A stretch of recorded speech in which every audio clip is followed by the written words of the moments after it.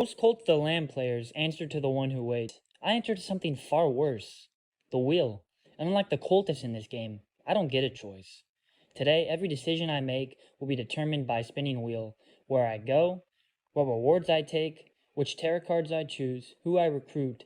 Every single choice, the wheel decides. And from the moment this challenge starts, my free will belongs to it. Now, if you've ever played Cult of the Lamb, your job is usually pretty simple. You build a cult, you keep everyone alive, and then you defeat the bishop. But that's difficult when every decision is being made by a colorful circle with terrible decision-making skills. And before long, my followers would discover a horrible truth. They were following someone who could care less for them. And they were trapped, stuck, waiting on me to build things for them, even though I never would. And the thing is, I was just as trapped as they were, because while my followers hungered for food, I hungered for freedom. Now this seemed like it wasn't that bad. At least, not yet. Because that's the thing about the wheel. Sometimes it makes reasonable decisions. Just enough to convince you to forget that it's controlling your life. Then it reminds you what it really is. Every reward, every route, every decision, I would look at the obvious choice. The wheel would look at the obvious choice. And then the wheel would pick whatever it wanted. And while I was busy obeying the wheel, my cult was slowly falling apart. People were hungry, people were getting sick, people wanted leadership. People wanted at least some acknowledgement, but I couldn't even give them that. Instead, what they got was me running back and forth, my followers begging, "Oh leader, we're starving." But if the wheel doesn't say to feed the cult, then I don't feed the cult. Get your own food. Looks like the wheel says I must go back to the run. The cult wasn't thriving. It was reviving entirely through luck. And luck was the only thing on my side during this challenge. And honestly, that was almost worse. Because every lucky break only strengthened the wheel's power over me. Every success made it seem like maybe the wheel knew what it was doing. Eventually, I unlocked a new ability, mind reading. Finally, the power to understand what everyone around me was thinking. My followers, their concerns, their fears, their dreams, their goals.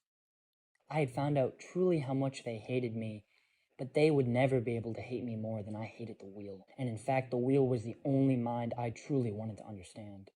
If I could just figure out why I made these decisions, maybe I could escape. Maybe I could finally be free. So I studied the wheel. I observed its choices, its patterns, its behavior. And after hours of careful research, I reached a conclusion.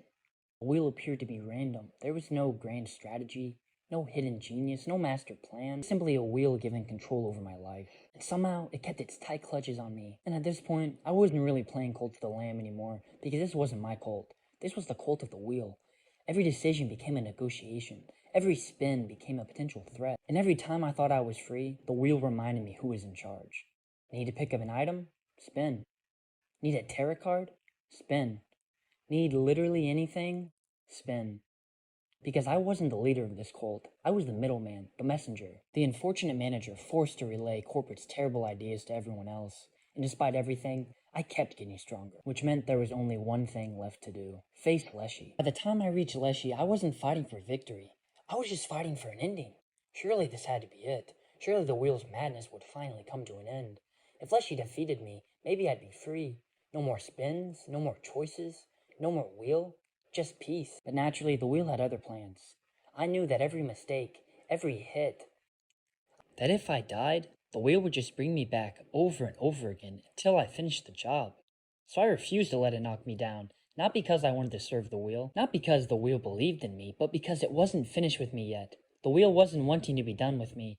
It wanted a victory, and eventually, I gave it to him.